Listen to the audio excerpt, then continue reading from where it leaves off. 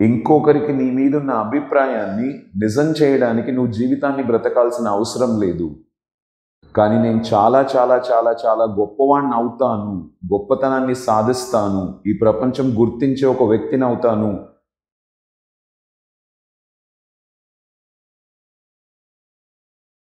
Hi everyone, మీలో ఎవరైనా నాకు తెలియని ఒక్క క్వశ్చన్ అయినా, నేను ఆన్సర్ చేయలేని ఒక్క క్వశ్చన్ అయినా ఎగ్జామ్ పేపర్లో ఉంటే ఆ టీచర్కి సెల్యూట్ చేస్తామని ఎగ్జామ్కి వెళ్తున్నాను అనే ధైర్యంతో మీరు వెళ్తున్నట్లయితే ఈ వీడియోని జస్ట్ స్కిప్ చేయండి, మీకు అవసరం లేదు.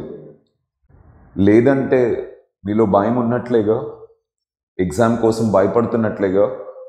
సో ఫస్ట్ భయాన్ని అర్థం చేసుకుందాం. నేను ఒక చిన్న స్టోరీ చెప్తాను. ఒక రాజ్యంలో ఒక చిన్న రాక్షసుడు వచ్చాడు. భయంకరంగా ఉన్నాడు. తనని చూసి పిల్లలు భయపడి పారిపోవడం మొదలెట్టారు. ఎంతమంది పిల్లలైతే పారిపోవడం మొదలెట్టారో ఆ రాక్షసుడు అంత పెద్దవడం మొదలెట్టాడు. సో దానిని చూసి పెద్దవాళ్ళు కూడా పారిపోవడం మొదలెట్టారు. సో ఎంతమంది అయితే పారిపోవడం మొదలెట్టారో ఆ రాక్షసుడు అంత పెద్ద అవుతూ వచ్చాడు. సో ఎంత పెద్దగా అయిపోయాడు అంటే చూడలేనంత ఎత్తు అయిపోయాడు. ఇంకా వాళ్ళు దాన్ని హ్యాండిల్ చేసుకోలేక రాజుకి ఇన్ఫర్మేషన్ని పాస్ చేశారు. రాజు వేరే రాజ్యంలో ఉండడం వల్ల అక్కడి నుంచి ఫాస్ట్గా వచ్చేసాడు. వచ్చి అందరూ ఆపుతూ ఉన్నా కూడా పట్టించుకోకుండా రాజు ధైర్యంగా ఆ రాక్షసుడి వైపు వెళ్ళాడు. రాజు ఎంత దగ్గరికైతే వెళ్ళడం మొదలెట్టాడో రాక్షసుడు అంత చిన్నగా అయిపోతూ వచ్చాడు. ఎప్పుడైతే రాజు తన దగ్గరికి వెళ్ళాడో అసలు రాక్షసుడే లేడు అక్కడ. ఈ స్టోరీ మీకు అర్థమైంది అనుకుంటా. భయం యొక్క నేచర్ ఇదే. మనం ఎంత పారిపోతామో భయం అంత పెద్దదవుతుంది, అంత భయంకరంగా తయారవుతుంది. కానీ ఎదుర్కోవడానికి మనం ఎంత ధైర్యంగా ముందుకు వెళ్తామో అప్పుడు భయం ఆటోమేటికలీ లేకుండా పోతుంది. ఇప్పుడు ఆ భయాన్ని సాల్వ్ చేసుకోవడం ఎలా? సింపుల్. వివేకానంద చిన్న వయసులో ఉన్నప్పుడు ఒకసారి ఒక కోతి తనని తరుముకునింది. పరిగెత్తడం మొదలెట్టాడు. ఎంత పరిగెత్తుంటే కోతి ఇంకా ఎక్కువ ఫోర్స్తో పరిగెత్తు ఉంది. దాన్ని సాల్వ్ చేసుకోలేక స్ట్రగల్ అవుతున్నప్పుడు ఒక వ్యక్తి వివేకానందాన్ని ఆపి, నిలబడు, ఎదుర్కో, అప్పుడు ఆటోమేటికలీ కోతి పారిపోతుంది అని చెప్పాడు. సో అప్పుడు వివేకానంద ఒక కర్రని తీసుకొని ఎదుర్కోవడం మొదలెట్టాడు. ఆ కోతి తోకముడుచుకొని పారిపోయింది. సో ఆ రోజు వివేకానంద ఒక గొప్ప లెసన్ని నేర్చుకున్నాడు. భయాన్ని ఎదిరిస్తే భయం పారిపోతుంది అని. నేను ఇంకొక ఎగ్జాంపుల్ చెప్తాను. ఒక గురువు, ఒక శిష్యుడు ఒక గుడిలోకి వెళ్ళారు. ఆ గుడి మొదట్లో ఒక 4 భయంకరమైన కుక్కలు ఉన్నాయి. భయంకరంగా అరుస్తున్నాయి. వాటిని చూస్తేనే భయం వేస్తుంది. సో శిష్యుడు అక్కడి నుంచి పారిపోవాలనుకున్నాడు. గురువు పర్వాలేదు, నేనున్నాను కదరా అని లోపలికి తీసుకెళ్ళాడు. వాళ్ళు కాస్త ముందుకు వెళ్ళిన తర్వాత ఆ కుక్కల శబ్దం కాస్త ఎక్కువైంది. ఏమైందా అని వెనక్కి తిరిగి చూస్తే కుక్కలు వాళ్ళ వైపు తరుముకుంటూ వస్తున్నాయి. సో వెంటనే గురువు వెనక్కి తిరిగి ఫాస్ట్గా కుక్కల వైపు వెళ్ళాడు. కుక్కలు ఇలా వస్తున్నాయి, గురువు ఇలా వెళ్ళాడు. సో గురువు వాళ్ళ వైపు రావడం చూసి ఆటోమేటికలీ కుక్కలన్నీ కూడా ఆగిపోయాయి, తోకముడుచుకొని మెల్లిగా వెళ్ళిపోయాయి. శిష్యుడికి ఒక అద్భుతమైన లెసన్ అర్థమైంది. సో మనం పరిగెత్తే భయం మనల్ని తరుముకుంటుంది, ఎదుర్కొంటే భయం ఆటోమేటికలీ మాయమైపోతుంది. సో ఈ లెసన్ని జాగ్రత్తగా నేర్చుకోండి. భయపడకండి. లైఫ్లో ఎగ్జామ్స్ వస్తూనే ఉంటాయి. సో చదువు అంతా ఎగ్జామ్స్ ఉంటాయి. చదువు అయిపోయాక కూడా జీవితం ఎగ్జామ్స్ పెడుతూనే ఉంటుంది. జీవితం ముందు ఎగ్జామ్ పెట్టి తర్వాత పాఠాన్ని నేర్పిస్తుంది. సో భయాన్ని ఎదుర్కోవడం నేర్చుకోవాలి. ఈ ఎగ్జామ్స్తోనే భయాన్ని ఎదుర్కోవడం నేర్చుకోండి. భయాన్ని ఎలా ఎదుర్కోవాలో, ఎగ్జామ్స్ అద్భుతంగా ఎలా రాయాలో చెప్పడానికి మీకు ఒక 7 ప్రిన్సిపల్స్ చెప్తాను. వీటిని ఫాలో అవ్వండి. ఖచ్చితంగా ఎగ్జామ్స్ వండర్ఫుల్గా రాస్తారు. ఫస్ట్ ప్రిన్సిపల్, మీరు ఎగ్జామ్ ఎంత బాగా రాస్తారు అనేది మీ మీద మీకున్న నమ్మకం మీద ఆధారపడి ఉంటుంది. ఆ నమ్మకం ఎక్కడి నుంచి వస్తుంది? నేను లైఫ్లో చాలా చాలా చాలా చాలా చాలా గొప్పవాడిని అవుతాను అనే నమ్మకం మీలో ఉన్నప్పుడు ఎగ్జామ్ని హ్యాండిల్ చేసే ధైర్యం మీకు వస్తుంది, దేన్నైనా ఎదుర్కొనే ధైర్యం మీకు వస్తుంది. కానీ నేను చాలా చాలా చాలా చాలా గొప్పవాడిని అవుతాను, గొప్పతనాన్ని సాధిస్తాను, ఈ ప్రపంచం గుర్తించే ఒక వ్యక్తిని అవుతాను అనే నమ్మకం మీలో లేకపోతే, సో ఒక చిన్న టాస్క్, మన ముందరున్న ఒక చిన్న టాస్క్ ఎగ్జామ్, అది ఎదుర్కొనే ధైర్యం మనకు రాదు. కానీ లాజికల్గా ఆలోచించండి, దేవుడు ప్రతి వ్యక్తిని సమానంగానే పుట్టించాడు కదా, ప్రతి మనిషిని మాస్టర్ పీస్గానే క్రియేట్ చేశారు కదా. 700 కోట్లలో ఏ ఒక్కరూ మనలాగా ఉండరు కదా, మనకున్న టాలెంట్ ఏ ఒక్కరికి ఉండదు కదా. అలాంటప్పుడు మనం గొప్పవాళ్ళు అవ్వలేమో అని ఎందుకు అనుకుంటారు? దేవుడికి పార్షియాలిటీ ఎందుకు ఉంటుంది? ప్రతి ఒక్కరిని గొప్పగానే క్రియేట్ చేస్తారు. మనం నమ్మితే ఆ గొప్పతనాన్ని క్రియేట్ చేసుకోగలం, నమ్మకపోతే కుదరదు కదా. మన నమ్మకం డిస్టర్బ్ అవ్వడానికి సమాజం మనకిచ్చిన కొన్ని బిలీఫ్స్. నేను ఒక చిన్న ఇన్సిడెంట్ చెప్తాను. లెస్సీ బ్రౌన్ చిన్నప్పుడు చదువులో చాలా స్లోగా ఉండేవాడు. సో దానివల్ల తనని స్లోయర్ గ్రూప్లో జాయిన్ చేశారు, అంటే మెంటలీ రిటార్డెడ్ చిల్డ్రన్ గ్రూప్లో జాయిన్ చేశారు. ఒకరోజు వాళ్ళ స్కూల్కి ఒక మోటివేషనల్ పర్సన్ వచ్చాడు. తను లెస్సీ బ్రౌన్ని బోర్డు దగ్గర ఒక చిన్న ప్రాబ్లమ్ని సాల్వ్ చేయమని చెప్పాడు. ఎంత రిక్వెస్ట్ చేసినా లెస్సీ బ్రౌన్ వెళ్ళి సాల్వ్ చేయలేదు. సో గురువు అడిగినప్పుడు తను చెప్పాడు, నేను చేయలేను బికాస్ ఐఎమ్ మెంటలీ రిటార్డెడ్. అప్పుడు ఆ గురువు లెస్సీ బ్రౌన్కి చాలా సీరియస్గా ఈ విషయం చెప్పాడు. ఇంకొకరికి నీ మీదున్న అభిప్రాయాలని నిజం చేయడానికి నువ్వు జీవితాన్ని బ్రతకాల్సిన అవసరం లేదు. ఇంకొకరికి నీ మీదున్న అభిప్రాయాన్ని నిజం చేయడానికి నువ్వు జీవితాన్ని బ్రతకాల్సిన అవసరం లేదు. సో ఈ విషయం లెస్సీ బ్రౌన్ మీద చాలా ప్రభావితం చేసింది. తన జీవితాన్ని మార్చుకోగలిగాడు. ఆల్మోస్ట్ వరల్డ్లోనే బెస్ట్ మోటివేషనల్ స్పీకర్ అయ్యాడు. And he became the president of his country also. అర్థం చేసుకోవడానికి ట్రై చేయండి. ఎవరో మీకు చదువు రాదని, మీరు చదవలేరని, మీరు సాధించలేరని, మ్యాథ్స్లో పూరని, నీ వల్ల కాదని, నీకు కుదరదని చెప్పిండొచ్చు. కానీ వాళ్ళ అభిప్రాయాల్ని నిజం చేయడానికి మీరు బ్రతకాల్సిన అవసరం లేదు. మీరు గొప్పవాళ్ళని నమ్మండి, నమ్మి ముందుకు వెళ్ళండి. స్టీవ్ జాబ్స్ చెప్పినట్లు, ఎందుకు అంత రిస్క్ తీసుకుంటారు మీరు లైఫ్లో అన్నప్పుడు స్టీవ్ జాబ్ చెప్పింది ఏంటి? గెలిస్తే నాతో పాటు ప్రపంచం అంతా గెలుస్తుంది, ఓడిపోతే నేను ఒక్కడనే ఓడిపోతాను. గెలిస్తే నాతో పాటు ప్రపంచం అంతా గెలుస్తుంది, ఓడిపోతే నేను ఒక్కడనే ఓడిపోతాను. నేను ఒక్కడిని ఓడిపోతే ఏం అవ్వదు కదా. అలాగే లైఫ్లో మనం గెలిస్తే ప్రపంచం అంతా గెలుస్తుంది, కానీ గెలుస్తారు అన్న నమ్మకం 100% నాకుంది. ఓడిపోతే మనం ఒక్కరమే కదా ఓడిపోయేది. సో నమ్మండి, మీరు గొప్పవాళ్ళు అవుతారని. So believe that you are going to do very very very very big in life, because that is what God has given to you. So Vivekananda said that all power is within you, you can do anything and everything. Conditions apply అని చెప్పలేదు వివేకానంద, ఎవరైనా ఏదైనా చేయగలరు అని చెప్పారు. So నమ్మండి. ఆ నమ్మకం మీలో ఉన్నప్పుడు మీ ముందున్న ఎగ్జామ్ ఒక చిన్న టాస్క్ అవుతుంది, దాన్ని హ్యాండిల్ చేయడం చాలా ఈజీ అవుతుంది.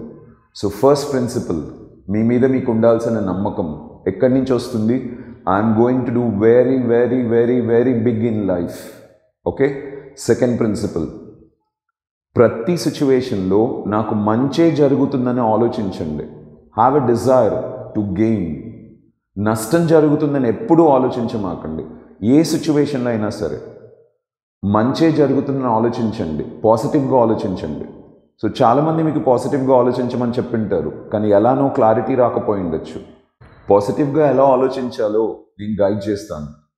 ఫస్ట్ నెగటివ్గా ఎలా ఆలోచిస్తారో చెప్తాను.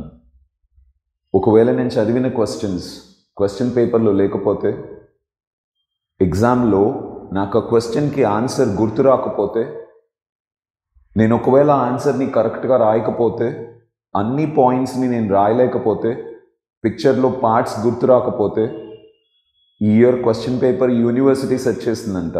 సో చాలా టఫ్గా ఇస్తుందంట. సో లాస్ట్ ఇయర్ పేపర్ ఈజీగా ఇచ్చారు కాబట్టి ఈసారి పేపర్ చాలా టఫ్గా ఉంటుంది. ఆ ఎగ్జామ్స్ అంట చాలా స్ట్రిక్ట్ అంట, బిట్స్ కూడా షేర్ చేయరంట. ఇలాంటి ఇన్ఫర్మేషన్ని స్టాప్ చేయండి. అస్సలు వినొద్దు, మాట్లాడొద్దు. బికాస్ గుర్తుపెట్టుకోండి, మీరు ఏం ఆలోచిస్తారో అదే అవుతారు. You become what you think. So ఎప్పుడు పాజిటివ్గానే ఆలోచించండి. నేను ఏవైతే చదివానో అవే క్వశ్చన్ పేపర్లో వస్తాయి. నేను ఏ క్వశ్చన్స్ అయితే పర్ఫెక్ట్గా నేర్చుకున్నానో ఆ క్వశ్చన్సే ఎగ్జామ్ పేపర్లో వస్తాయి. నేను ఎక్కడైతే ఉంటానో అక్కడ అద్భుతంగా ఎగ్జామ్స్ జరుగుతాయి. ప్రతిదీ నాకు గుర్తొస్తుంది, ప్రతి ఒక్కటి అద్భుతంగా రాస్తాను. సో అన్నీ నాకు అనుకూలంగానే జరుగుతాయి, ప్రతిదీ నాకు అనుకూలంగానే ఉంటుంది. ఇదే యాటిట్యూడ్తో ముందుకు వెళ్ళండి. మీరు ఏం ఆలోచిస్తే అదే జరుగుతుంది. సో ఎప్పుడూ పాజిటివ్గానే ఆలోచించండి, అద్భుతంగా ఎగ్జామ్ రాస్తారు. So principal number 2, always have a desire to gain. అంతా మంచి జరుగుతుందనే ఆలోచించండి, ఎప్పుడు కూడా చెడు గురించి ఆలోచించొద్దు. థర్డ్ ప్రిన్సిపల్, మిమ్మల్ని మీరు ఒక బిగ్ మ్యాచ్ ప్లేయర్ అని నమ్మాలి. సో బిగ్ మ్యాచ్ ప్లేయర్ అంటే ఏంటి? ప్రతి మనిషి ఫైనల్ టైమ్స్లో ఆర్ క్రిటికల్ టైమ్స్లో తనలో ఉన్న అద్భుతమైన శక్తిని బయటికి తీసుకురాగలుగుతాడు. నార్మల్ థింగ్స్ని నార్మల్గా ఆడొచ్చు, కానీ ఫైనల్ గేమ్స్ని ఫెంటాస్టిక్గా ఆడగలుగుతాడు. So I'll tell you a few examples. ఒక 6 ఏళ్ల పిల్లాడు 17 ఏళ్ల పిల్లాడిని బావిలో నుంచి తాడు వేసి పైకి లాగాడంట, తను చనిపోతాడన్న భయం కలగడం వల్ల. ఒక మదర్ వాళ్ళ బాబు జీప్ కింద పడి నలిగిపోతాడనే భయంతో జీప్ని లెఫ్ట్ హ్యాండ్తో పట్టుకొని పైకెత్తి బాబుని పక్కకు తీసిందంట. క్రిటికల్ టైమ్స్ వచ్చినప్పుడు మనలో వచ్చే అనంత శక్తి ఇదే. ఒక ఆవిడ వాళ్ళ పిల్లాడు మంటల్లో కాలిపోతున్నాడని లాస్ట్లో తెలుసుకొని అందరూ ఆపుతూ ఉన్నా వినకుండా పరిగెత్తుకుంటూ వెళ్ళి ఆ బాబుని తీసుకొచ్చిందంట. కనీసం తనకి చిన్న కాలడం కూడా జరగలేదంట. ఎందుకు అంటే క్రిటికల్ టైమ్స్లో మనలో ఒక అనంతమైన శక్తి వస్తుంది. మీరు మంత్లీ టెస్ట్లు ఎలా రాశారో, క్వార్టర్లీ ఎగ్జామ్స్ ఎలా రాశారో, ప్రీవియస్ ఎగ్జామ్స్ అన్ని ఎలా రాశారో అస్సలు సంబంధం లేదు. కానీ ఫైనల్ ఎగ్జామ్స్లో నా బెస్ట్ రాబోతుంది, నేను అద్భుతంగా పర్ఫామ్ చేయబోతున్నాను. Most of the cricketers, most of the sports person, most of the people final మ్యాచెస్లో బెస్ట్గా పర్ఫామ్ చేస్తారు. ఈవెన్ రాజమౌళి కూడా బిగ్గెస్ట్ టాస్క్ తీసుకున్నప్పుడు బెస్ట్గా పర్ఫామ్ చేస్తాడు. సో ప్రతి మనిషిలో ఈ ఎబిలిటీ ఉంటుంది. సో ఫైనల్ గేమ్ ఆడేటప్పుడు మనలో నుంచి బెస్ట్ బయటకు వస్తుంది. So you need to believe that you are a big match player. So third principle, believe that you are a big match player.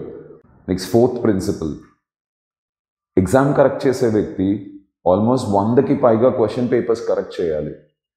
So ఆ పని తనకి అంత ఎగ్జైట్మెంట్ ఇవ్వదు.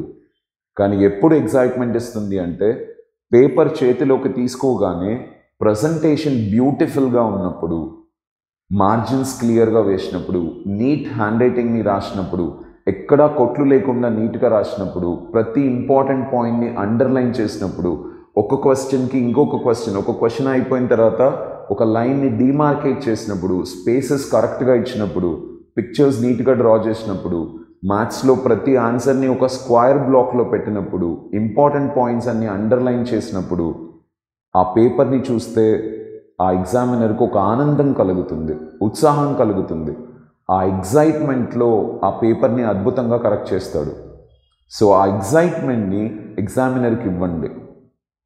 సో మనం చూస్తున్న సిచ్యువేషన్స్లో పొద్దున్నుంచి రాత్రి వరకు లైఫ్ రొటీన్గా ఉంటుందని తెలుసు, కానీ మధ్యలో ఏదైనా ఎగ్జైటింగ్ థింగ్ కనపడింది అనుకోండి, మనకు తెలియకుండానే మన అటెన్షన్ దాని మీద డ్రా అయిపోతుంది. The same thing is with you. So do the best presentation on the examination paper. Mesmerize అయిపోవాలి ఎగ్జామినర్ మీరు రాసిన పద్ధతిని చూసి, అంత బ్యూటిఫుల్గా రాయండి. Next, this is the fourth principle. Fifth principle, ఎగ్జామినర్కి 100 పైగా ఆన్సర్ పేపర్లు కరెక్ట్ చేయాల్సి వస్తుంది కాబట్టి పేపర్ కంప్లీట్గా చదవడం కుదరదు.